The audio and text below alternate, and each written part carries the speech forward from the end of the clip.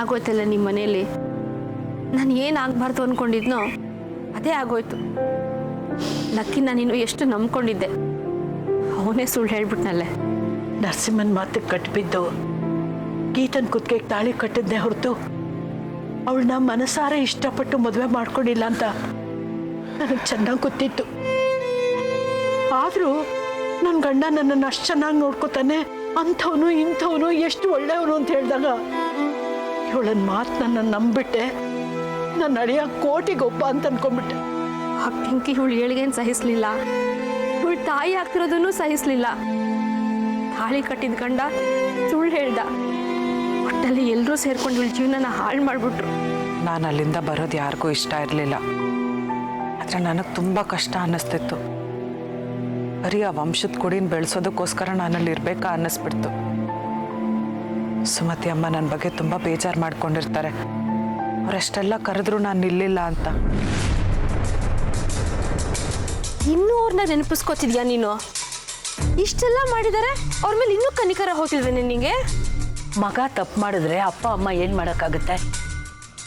ಹೊಡೆದು ಬುದ್ಧಿ ಕಲ್ಸೋಕ್ಕಾಗತ್ತಾ? ಅದೆಲ್ಲ ಇರಲಿ, ಲಕ್ಕಿ ಏನು ಹೇಳ್ದ? ಅವನೇನು ಹೇಳ್ತಾನೆ ಅತ್ತೆ, ಇನ್ನು ಮನೆಯಿಂದ ಕಳ್ಸಲ್ಲ, ಮನೆಯಲ್ಲೇ ಇರು, ಮನೆ ಕೆಲಸ ಮಾಡ್ಕೊಂಡಿರು ಅಂತಾನೆ. ಆಚೆ ಕಡೆ ಸುತ್ತಾಡೋದಕ್ಕೆ ಅಂತ ಸೊನಾಲಿ ಇದ್ದಾಳಲ್ಲ, ಅವಳಿದ್ರೆ ಸಾಕು ನಾವು ಸುತ್ತಾಡ್ಕೊಂಡಿರ್ತೀವಿ ಅಂತ. ಒಟ್ಟಲ್ಲಿ ಎಲ್ಲರೂ ಸೇರ್ಕೊಂಡು ಇವಳಿಗೆ ಮೋಸ ಮಾಡಿಬಿಟ್ರು. ಆ ಪಿಂಕಿಗೆ ಇವಳು ತಾಯಿ ಆಗ್ತಿರೋದು ಇಷ್ಟ ಇಲ್ಲ, ಲಕ್ಕಿಗೆ ಇವಳು ಬೇಕಾಗೇ ಇಲ್ಲ. ಇಷ್ಟೆಲ್ಲ ಇದ್ಕೊಂಡು ಇವಳಲ್ಲಿರೋಕ್ಕೆ ಹೇಗೆ ಸಾಧ್ಯ ಹೇಳಿ? ಸುಖವಾಗಿರ್ಲಿ ಅಂತ ಒಳ್ಳೆ ಮನೆಗೆ ಮದುವೆ ಮಾಡಿಕೊಟ್ವಿ. ಆದರೆ ಈಗ ಇದೆಲ್ಲ ನೋಡ್ಬೇಕಾಗಿದೆ ಕಣ್ಣಲ್ಲಿ. ಅವ್ರನ್ನ ಮಾತ್ರ ಸುಮ್ಮನೆ ಬಿಡಲ್ಲ ಅತ್ತೆ ನಾನು. ಈಗಲೇ ಹೋಗಿ ಅವ್ರಿಗೆ ಸರಿಯಾದ ಬುದ್ಧಿ ಕಲಿಸ್ತೀನಿ, ಬಿಡಲ್ಲ ಅವ್ರನ್ನ. ಅತ್ಗೆ ಸುಮ್ಮನಿರಿ, ಅಲ್ಲಿಗೆ ನೀವು ಹೋಗೋದು ಬೇಡ. ನೀವು ಅಲ್ಲಿಗೆ ಹೋಗ್ಬಿಟ್ಟು ಅವ್ರಿಗೆ ಬೈದ್ರು ಅವ್ರು ಬೈಸ್ಕೋತಾರೆ. ಅವ್ರು ನನಗೆ ಯಾವತ್ತೂ ಅವಮಾನ ಮಾಡಿಲ್ಲ, ನಾವು ಅವ್ರಿಗೆ ಅವಮಾನ ಮಾಡೋದು ಬೇಡ. ಲಕ್ಕಿ ನಿನ್ ಗಂಡ ಮೋಸ ಮಾಡಿದಾನೆ, ಇದಕ್ಕೇನೇ ಹೇಳ್ತೀಯಾ? ನಾನು ಗ್ರಹಚಾರ ಅನ್ಕೊಂಡು ಸುಮ್ಮನಾಗ್ತೀನಿ ಅತ್ಗೆ. ನಾನಲ್ಲಿರೋ ಅಷ್ಟು ದಿನ ಹೊಡೆದು ಬಡ್ದು ಮಾಡದೆ ನನ್ನ ಚೆನ್ನಾಗಿ ನೋಡ್ಕೊಂಡಿದ್ದಾರೆ ತಾನೆ. ಇವಾಗ ಅವ್ರಿಗೆ ಇಷ್ಟ ಬಂದಂಗೆ ಇರಲಿ, ನಾವು ಅವ್ರಿಗೆ ತೊಂದರೆ ಕೊಡೋದು ಬೇಕಾಗಿಲ್ಲ.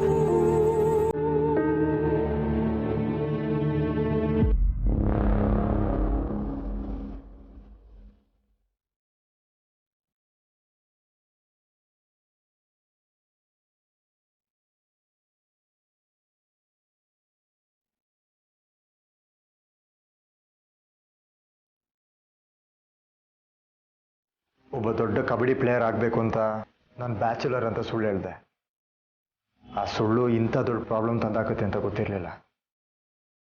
ಗೊತ್ತಿದ್ರೆ ನಾನು ಕಬಡ್ಡಿ ಪ್ಲೇಯರ್ ಆಗೋ ಆಸೆನೇ ಬಿಟ್ಬಿಡ್ತಾ ಇದ್ದೆ.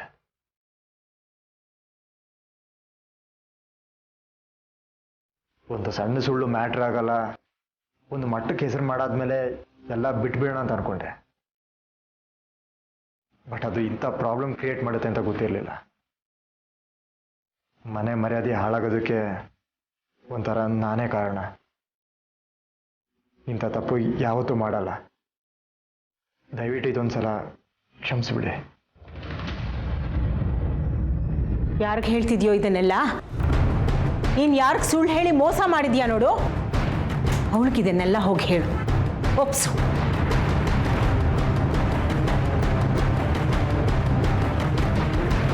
ಅಮ್ಮ, ನಾನು ಕಬಡ್ಡಿ ಕಮಿಟಿಗೆ ಸುಳ್ಳು ಹೇಳಿದ್ದು ಗೀತಂಗೆ ಗೊತ್ತಿತ್ತು. ಸೊನಾಲಿ ಅವ್ರ ಜೊತೆ ಕ್ಲೋಸ್ ಆಗಿದ್ದು ಗೀತಂಗೆ ಗೊತ್ತಿತ್ತು. ಅದಕ್ಕೆ ಸೊನಾಲಿ ಅವರಮ್ಮ ಮನೆಗೆ ಬಂದಾಗ ಈ ವಿಷಯ ಗೊತ್ತಾಗುತ್ತೆ ಅಂತ ಗೀತನೇ ಮನೆಯಿಂದ ಆಚೆ ಹೋಗ್ತೀನಿ ಅಂತ ಹೇಳಿದ್ದು. ಅವಳು ನಿಂಗೆ ಇಷ್ಟೆಲ್ಲ ಒಳ್ಳೆಯದನ್ನು ಮಾಡಿದ್ಲಲ್ಲ, ನೀನು ಅವಳು ಕೊಟ್ಟಿದ್ದೇನೋ? ಒಳ್ಳೆ ಹೆಂಡತಿ ಇರಬೇಕಾದ್ರೆ ಆ ಸೋನಾಲಿ ಬೇಕಿತ್ತೋ ನೀನು ನಿಂಗೆ? ಅಮ್ಮ, ನಾನು ಸೊನಾಲಿನ ಮದುವೆ ಆಗಿಲ್ಲ. ಅವಳು ನನ್ನ ಹೆಂಡತಿ ಕೂಡ ಅಲ್ಲ. ಅವಳಿಗೆ ಆಂಗ್ಸೈಟಿ ಅಟ್ಯಾಕ್ ಆಗಿತ್ತು. ಅದನ್ನು ಕಂಟ್ರೋಲ್ ಮಾಡೋದಕ್ಕೋಸ್ಕರ ಅವರಮ್ಮ ನನಗೆ ಗೊತ್ತಿಲ್ಲದಂಗೆ ಎಂಗೇಜ್ಮೆಂಟ್ ಮಾಡಿಸಿದ್ರು.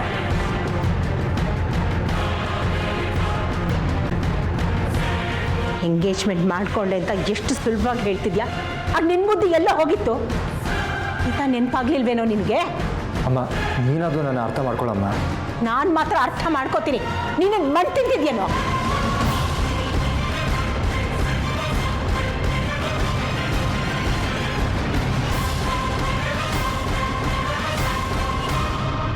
ನಿನ್ನ ಒಳ್ಳೆತನನೇ ನಿನಗೆ ಮುಳುವಾಗಿದ್ದು ಕಣೆ. ವಿಷಯ ಗೊತ್ತಾದ್ಮೇಲೆ ತಿರುಗಿ ಬಿದ್ದಿದ್ರೆ ಸೊನಾಲಿ ಸಮಸ್ಯೆ ಬಿಡ್ತಿದ್ದ ಲಕ್ಕಿ.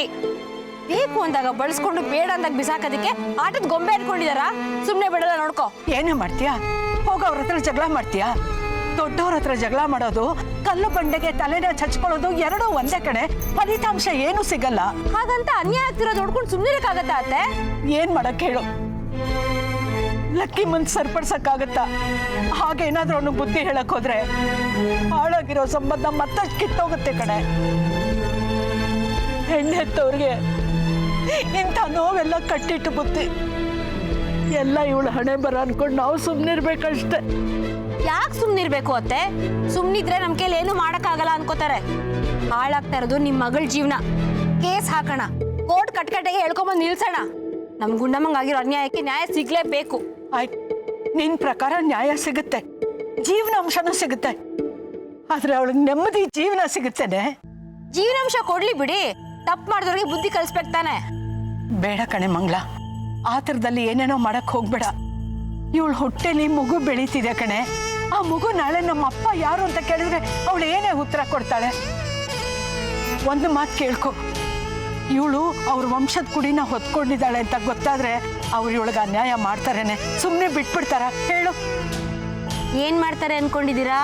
ನಿಮ್ ಮಗಳೋಳು ಏನೋ ಒಂದ್ ಮಾಡ್ತಾರೆ ಅನ್ಕೊಂಡಿದ್ದೀರಾ? ಆ ಸೊನಾಲಿನ ಓಡಿಸ್ತಾರಾ? ಹೇಳ್ತಾರೆ ಕಣೆ. ಯಾವುದೇ ಒಳ್ಳೆ ಅಪ್ಪ ಅಮ್ಮಾದ್ರೂ ಮಗನ್ಗೆ ಇದೇ ತರ ಬುದ್ಧಿವಾದ ಹೇಳೋದು. ನೋಡ್ತಾ ಇರು ಗೀತಾ, ಒಂದಲ್ಲ ಒಂದಿನ ಅವ್ರು ನಿನ್ನನ್ನ ವಾಪಸ್ ಕರ್ಕೊಂಡು ಹೋಗಕ್ ಬಂದೇ ಬರ್ತಾರೆ. ಅಮ್ಮ, ನಿನಗೆ ನಾನು ಇಲ್ಲಿರೋದು ಕಷ್ಟ ಆಗ್ತಿದೆ ಅಂದರೆ ಹೇಳ್ಬಿಡು, ಬೇರೆ ಎಲ್ಲಾದರೂ ಹೋಗ್ತೀನಿ. ಆ ಮನೆಗಂತೂ ನಾನು ವಾಪಸ್ ಖಂಡಿತವಾಗ್ಲೂ ಹೋಗೋದಿಲ್ಲ. ಆವೇಶದಲ್ಲಿ ತಗೊಂಡಿದ್ದ ತೀರ್ಮಾನ ಯಾವತ್ತೂ ಸರಿ ಇರಲ್ಲ ಕಣೆ. ಆಮೇಲೆ ನಿನ್ಗೆ ಗೊತ್ತಾಗುತ್ತೆ ಅದರಿಂದ ಏನ್ ಕಷ್ಟ ಬರುತ್ತೆ ಅಂತ. ಏನಮ್ಮ ಗೊತ್ತಾಗೋದು? ಏನು ಗೊತ್ತಾಗೋದು ಬೇಕಾಗಿಲ್ಲ. ಏನೇ ಕಷ್ಟ ಬರಲಿ ನಾನು ಎದುರಿಸ್ತೀನಿ. ಅಲ್ಲಿಗೆ ಮಾತ್ರ ವಾಪಸ್ ಖಂಡಿತ ಹೋಗಲ್ಲ. ಮನ್ಸುಗಳು ಒಡೆದು ಹೋಗಿದೆ ಅಮ್ಮ. ಮತ್ತೆ ಮುಂಚಿನ ಥರ ಬದುಕಕ್ಕಾಗಲ್ಲ ನಾವು. ಹಾಗೆಲ್ಲ ಹೇಳ್ಬೇಡ ಮಗಳೇ. ನಿಮ್ಮಿಬ್ಬರಲ್ಲಿ ಪ್ರೀತಿ ಅನ್ನೋದೇನಾದ್ರೂ ಒಂದು ಸ್ವಲ್ಪ ಉಳಿದಿದ್ರು ಕೂಡ ನೀವಿಬ್ರು ಒಂದಾಗೆ ಆಗ್ತೀರಾ. ಆ ಭಗವಂತ ಸರಿಯಾದ ತೀರ್ಮಾನ ಕೊಟ್ಟೇ ಕೊಡ್ತಾನೆ ಗೀತಾ.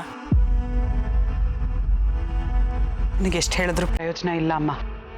ಹೇಳಿದ್ ನಿನಗೆ ಅರ್ಥನೂ ಆಗಲ್ಲ. ಗೀತಾ,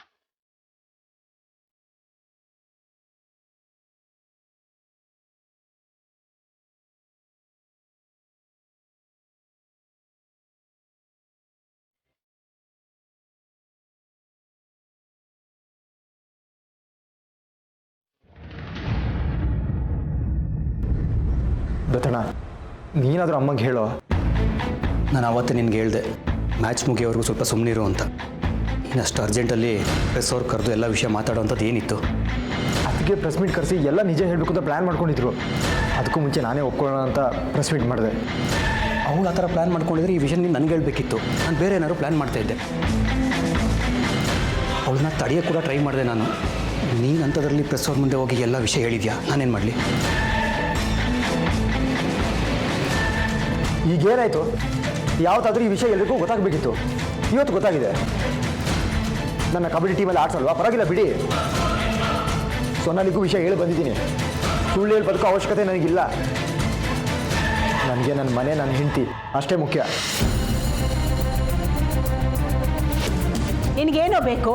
ಆ ಹೀರೋಯಿನು ಅವಳ ಹಣ ಅಷ್ಟೇ ತಾನೇ? ಹೋಗಿ ಅಲ್ಲೇ ಇರು. ಇಲ್ಲಿ ಯಾಕಿದ್ಯಾ?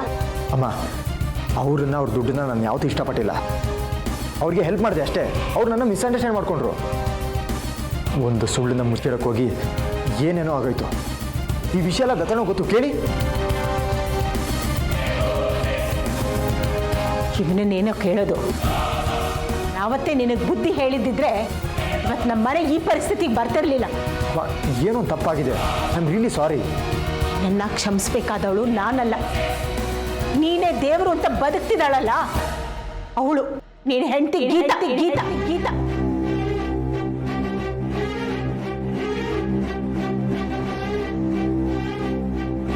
ನೋಡು, ಅವಳು ಈಗ ಮನೇಲಿಲ್ಲ, ಮನೆ ಬಿಟ್ಟು ಹೋಗಿದ್ದಾಳೆ.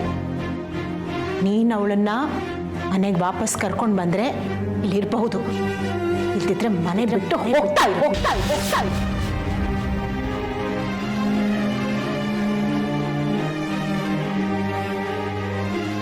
ಅಮ್ಮ ಅವಳು ನನ್ನ ಮಾತು ಕೇಳೋ ಸಿಚುವೇಶನಲ್ಲಿ ಇಲ್ಲ. ಹೋಗೋ ಹೋಗೋ.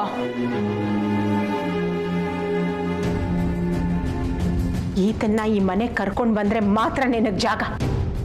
ಇದ್ರೆ ಹೋಗ್ತಾ ಇರೋ. ಹೋಗೋ ಹೋಗೋ. ಚಿಕ್ಕಮ್ಮ ಸುಮ್ಮನೆ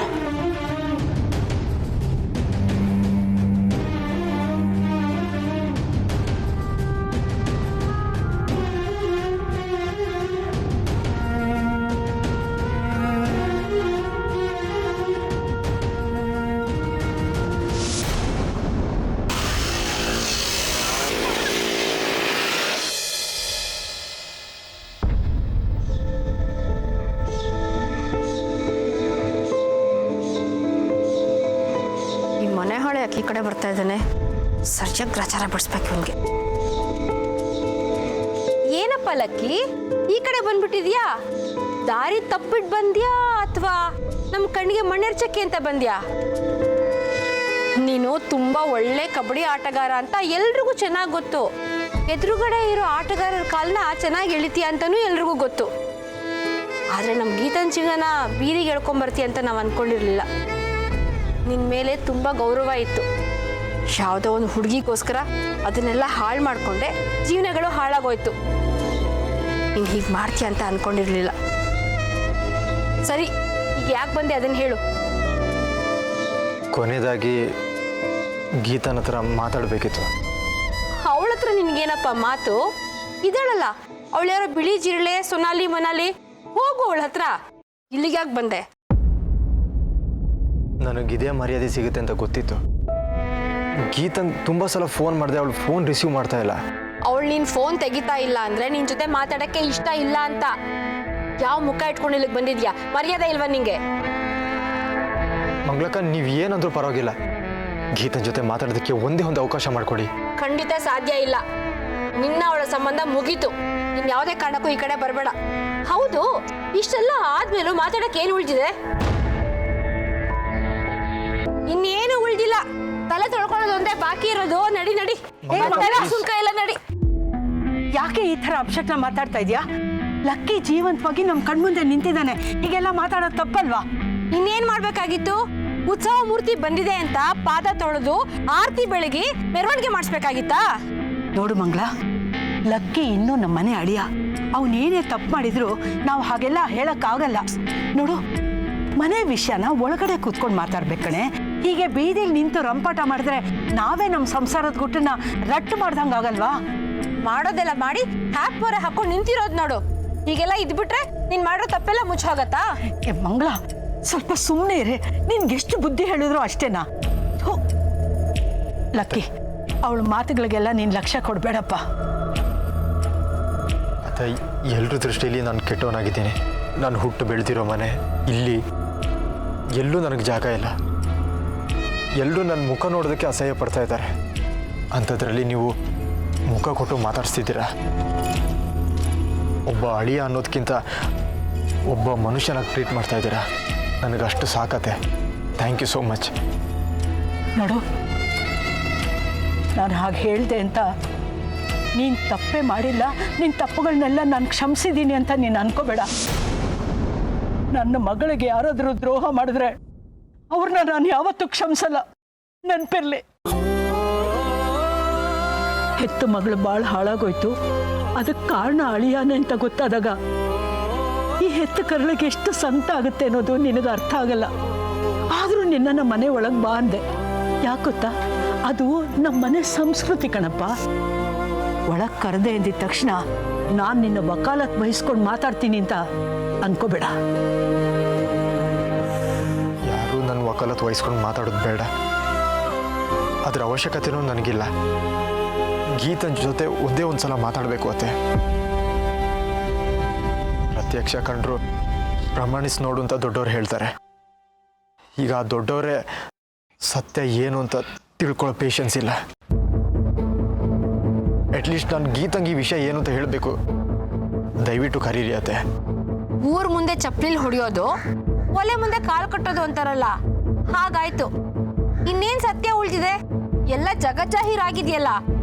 ನಮ್ ಗೀತನ್ನ ಮದ್ವೆ ಮಾಡ್ಕೊಂಡು ನಿನಗ್ ಮದ್ವೆನೇ ಆಗಿಲ್ಲ ಅಂತ ಹೇಳ್ಕೊಂಡಿದ್ಯಲ್ಲ ಬೆಂಗಳೂರಿನಲ್ಲಿ. ಅವಳು ಯಾರೋ ಸುಪ್ನಾತಿ ಸೊನಾಲಿ ಅಂತೆ, ಅವಳನ್ನ ಮದುವೆ ಮಾಡ್ಕೊಂಡಿದ್ಯಲ್ಲ, ಇದೆಲ್ಲ ಸುಳ್ಳ? ಸತ್ಯ ತಾನೇ? ಹಾಗೆಲ್ಲ ಏನೂ ಇಲ್ಲ ಮಂಗಳಕ್ಕ. ಯಾರನ್ನೂ ಕನ್ವಿನ್ಸ್ ಮಾಡೋ ಅವಶ್ಯಕತೆ ನನಗಿಲ್ಲ.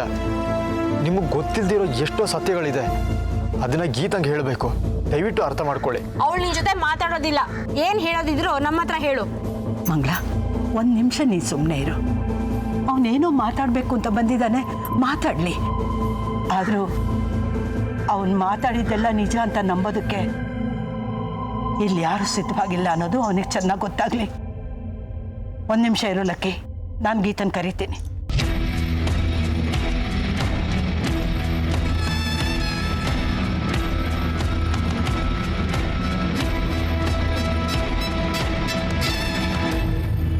ಗೀತಾ, ಲಕ್ಕಿ ಬಂದಿದ್ದಾನೆ, ಬಾ. ಕೇಳಿಸ್ಕೊಂಡೆ ಅವ್ರು ಮಾತಾಡಿದ್ದೀನೆಲ್ಲ. ನನಗೆ ಅವ್ರ ಹತ್ರ ಮಾತಾಡೋಕ್ಕೆ ಇಷ್ಟ ಇಲ್ಲ, ಮಾತಾಡೋದಕ್ಕೇನೂ ಉಳಿದಿಲ್ಲ ಅಮ್ಮ. ನೀನೇನಾದರೂ ಹೇಳ್ಬಿಟ್ಟು ಕಳಿಸ್ಬಿಡು ಅವ್ರನ್ನ. ಗೀತಾ, ಇಷ್ಟೊಂದು ನಿಷ್ಠುರ ಆಗ್ಬೇಡ ಕಣೆ. ಅವನು ನಿನ್ನ ಹತ್ರ ಏನೋ ಮಾತಾಡಬೇಕು, ಸತ್ಯ ಹೇಳ್ಕೋಬೇಕು ಅಂತ ಬಂದಿದ್ದಾನೆ. ಮಾತಾಡ್ಸು, ಬಾ. ನೋಡು ಮಗಳೇ, ಕೊಲೆ ಮಾಡಿದವನು ಕೂಡ ಕೋರ್ಟು ಕಡೆಯದಾಗಿ ಮಾತಾಡೋದಕ್ಕೆ ಒಂದು ಅವಕಾಶ ಕೊಡುತ್ತೆ. ನೀನು ಅದು ಕೊಡಲ್ಲ ಅಂದರೆ ಹೇಗೆ? ಒಂದು ಕೆಲಸ ಮಾಡು, ಅವನು ಏನು ಹೇಳಬೇಕು ಅಂತಿದ್ದಾನೋ ಆ ಮಾತನ್ನು ಕೇಳು. ಆಮೇಲೂ ನಿನಗೆ ಅವನ ಮೇಲೆ ನಂಬಿಕೆ ಬರಲಿಲ್ಲ ಅಂದರೆ ನೀನು ಏನೇ ನಿರ್ಧಾರ ತಗೊಂಡ್ರು ಅದನ್ನು ತಪ್ಪು ಅಂತ ನಾನು ಖಂಡಿತ ಹೇಳಲ್ಲ. ಒಂದ್ಸರಿ ಅವನು ಮಾತಾಡೋಕ್ಕೆ ಅವಕಾಶ ಕೊಡು, ಅವನ ಮಾತನ್ನು ಕೇಳು. ಅಮ್ಮ, ಅವ್ರ ಮಾತು ಕೇಳೋದಲ್ಲ, ಅವ್ರ ಮುಖ ನೋಡೋದಕ್ಕೂ ನನಗಿಷ್ಟ ಇಲ್ಲ. ದಯವಿಟ್ಟು ಅರ್ಥ ಮಾಡ್ಕೊ, ನನಗೆ ಒತ್ತಾಯ ಮಾಡಬೇಡ. ಮನೆ ಒಳಗೆ ಹೋಗ್ಬೇಡ ಅಂತ ಹೇಳಿದ್ ಕೇಳಿಸ್ತಿಲ್ವಾ ನಿಂಗೆ? ನಿನ್ನ ಹತ್ರ ಮಾತಾಡಬೇಕು. ಅಮ್ಮ, ನನಗೆ ಅವ್ರ ಹತ್ರ ಮಾತಾಡೋಕ್ಕೆ ಇಷ್ಟ ಇಲ್ಲ ಅಂತ. ಕೇಳಿಸ್ಕೊಳ್ಳೋ, ಅವಳಿಗೆ ಇಷ್ಟ ಇಲ್ಲ ಅಂತ ನಡಿ ಇಲ್ಲಿಂದ. ಮಂಗಳ, ಸ್ವಲ್ಪ ಸುಮ್ಮನೆ ಇರಿ ನೀನು. ಗೀತಾ, ನನ್ನ ಮಾತು ಕೇಳಿ ಗೀತಾ, ನಿನ್ಗೇನೋ ಹೇಳಬೇಕು. ನನ್ನ ಹತ್ರ ಮಾತಾಡೋದಕ್ಕೆ ಇಷ್ಟ ಇಲ್ಲ. ಎಷ್ಟೊತ್ತಿ ಹೇಳ್ಬೇಕು ಲಕ್ಕಿ, ಅವಳು ಹೋಗು ಅಂತ. ಹೋಗಿ ಇಲ್ಲಿಂದ. ಗೀತಾ ಪ್ಲೀಸ್, ನನ್ನ ಮಾತು ದಯವಿಟ್ಟು ಹೊರಡಿ, ನಂಗೆ ಮಾತಾಡೋಕ್ಕೆ ಇಷ್ಟ ಇಲ್ಲ. ಕೇಳಿಸ್ಕೊಳ್ಳೋ, ಯಾಕನ್ನ ಫೋರ್ಸ್ ಮಾಡ್ಕೊಂಡು ಮಾತಾಡಬೇಕು.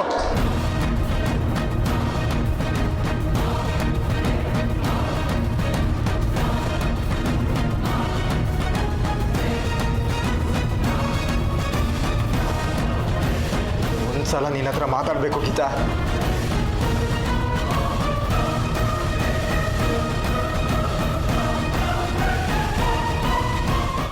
ನಮ್ಮಿಬ್ಬರ ಜೀವನದ ಬಗ್ಗೆ ಮಾತಾಡಬೇಕು ಗೀತಾ. ಜೀವನ, ನಮ್ಮಿಬ್ಬರ ಜೀವನ ಮುಗ್ದೋಯ್ತು ಎಲ್ಲ. ಭಾವನೆಗಳೇ ಇಲ್ಲದೆ ಇರೋ ಕೆಟ್ಟ ಮನಸ್ಸು ನಿಮ್ದು ಅಂತ ನನಗೆ ಗೊತ್ತಿರಲಿಲ್ಲ. ನನಗೆ ಮೋಸ ಮಾಡಿ ಇನ್ನೊಬ್ಳನ್ನ ಕಟ್ಕೊಂಡಿದ್ದೀರಲ್ಲ, ಅವಳ ಜೊತೆನೆ ಸುಖವಾಗಿರಿ. ಇನ್ಮೇಲೆ ಅವಳೇ ನಿಮಗೆ ಜೀವನ ಎಲ್ಲ ಇಲ್ಲಿಗೆ ಬರೋ ಅಗತ್ಯ ಇಲ್ಲ. ಇನ್ಮೇಲೆ ನಿಮ್ಮ ದಾರಿ ನಿಮಗೆ, ನನ್ನ ದಾರಿ ನನಗೆ. ನನ್ನ ಜೀವನದಲ್ಲಿ ಮೂಗು ತೂರ್ಸಕ್ಕೆ ಬರೋದು ಬೇಡ ನೀವು. ನಿಮ್ಮ ಜೀವನಕ್ಕೆ ನಾನು ಅಡ್ಡ ಬರಲ್ಲ. ನಿಜ ಗೀತಾ, ನಿನಗೆ ಡಿಸಿಷನ್ ತಗೊಳ್ಳೋ ಎಲ್ಲ ರೈಟ್ಸು ಇದೆ. ಬಟ್ ಅದಕ್ಕೂ ಮುಂಚೆ ಒಂದು ನಿಮಿಷ ನನ್ನ ಮಾತು ಕೇಳು. ನೀನನ್ನು ತುಂಬ ಚೆನ್ನಾಗಿ ಅರ್ಥ ಮಾಡ್ಕೊಂಡಿದ್ಯಾ ಅಂತ ಅಂದ್ಕೊಂಡಿದ್ದೆ. ಆದರೆ ಎಲ್ಲರ ಥರ ದುಡುಕಿ ನೀನನ್ನು ತಪ್ಪಾಗಿ ಅರ್ಥ ಮಾಡಿಕೊಂಡೆ. ಈ ಅಂಡರ್ಸ್ಟ್ಯಾಂಡಿಂಗ್ ಅನ್ನೋದು ಮೀನಿಂಗ್ಲೆಸ್ ಆಗಿಬಿಟ್ಟಿದೆ ನನ್ನ ಲೈಫಲ್ಲಿ. ನಂಬಿಕೆನೇ ಪ್ರೀತಿ, ನಂಬಿಕೆನೇ ಜೀವನ. ಆ ಟ್ರಸ್ಟ್ ಫ್ಯಾಕ್ಟ್ರ್ ತುಂಬ ಇಂಪಾರ್ಟೆಂಟ್. ಆ ನಂಬಿಕೆನೇ ಇಲ್ಲ ಅಂದರೆ ಏನೂ ಇಲ್ಲ ಗೀತಾ.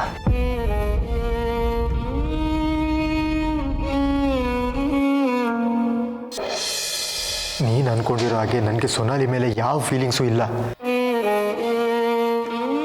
ನನ್ನ ಜೀವನದ ಸಂಗಾತಿ ಅಂದರೆ ಅದು ನೀನೇ ಗೀತಾ. ಆ ಜಾಗ ಈ ಜನ್ಮದಲ್ಲಿ ಬೇರೆ ಯಾರಿಗೂ ಕೊಡೋಕ್ಕಾಗಲ್ಲ. ನಿನ್ನ ಮದುವೆ ಆಗೋಕ್ಕೂ ಮುಂಚೆ ಎಲ್ಲ ಹುಡುಗರ ಥರ ಸಾಕಷ್ಟು ಕನಸಿತ್ತು.